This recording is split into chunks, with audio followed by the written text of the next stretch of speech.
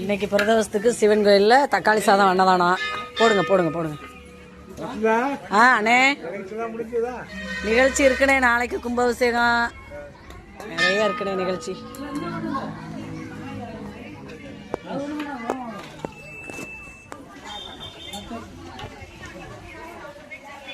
ஓம் நம சிவாய.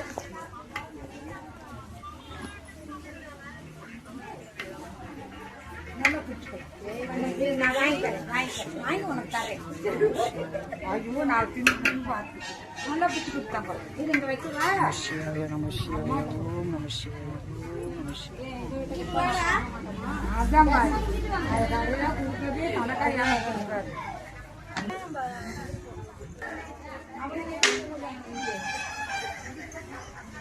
ஓம் நம சிவாய. ஓம் நம சிவாய.